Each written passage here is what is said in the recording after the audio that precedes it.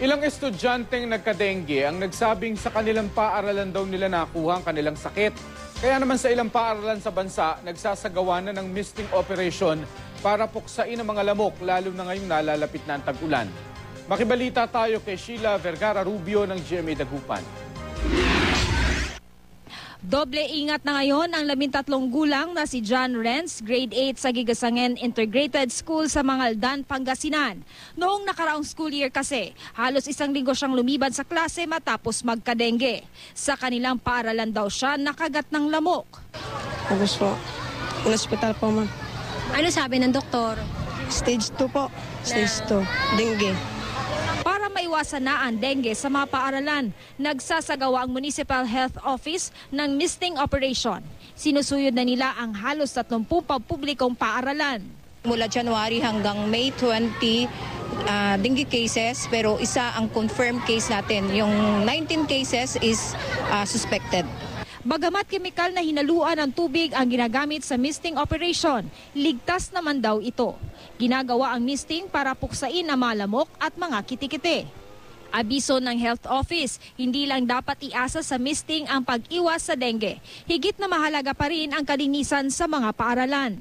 Handa naman daw ang mga magulang at guro na magtulungan para rito.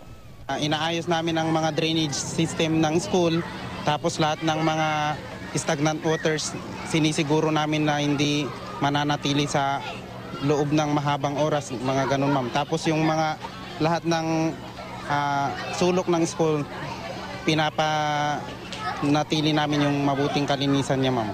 Tinitignan ko po kung sigurado yung malinis yung kapaligiran ng school para hindi sila magkakasakit po. Pinaigting na rin ang operasyon kontra dengue sa mga paaralan sa Davao City. Doctors are concentrating on the schools.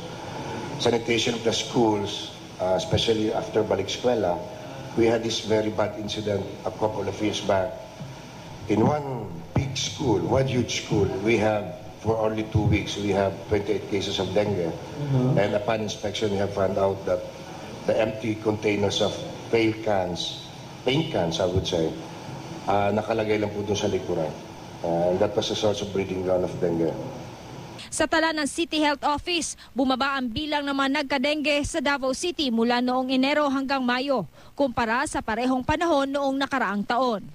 Importante ring tiyakin ang kalinisan at kaligtasan sa mga dormitoryo at boarding house ng mga estudyante. Sa Naga City, sorpresang ininspeksyon ng Bureau of Fire Protection ang mga paupahan. May ilang nakitaan ng paglabag ng safety standards. Kabilang narito ang kakulangan sa mga pasilidad na gagamitin sakaling magkasunog.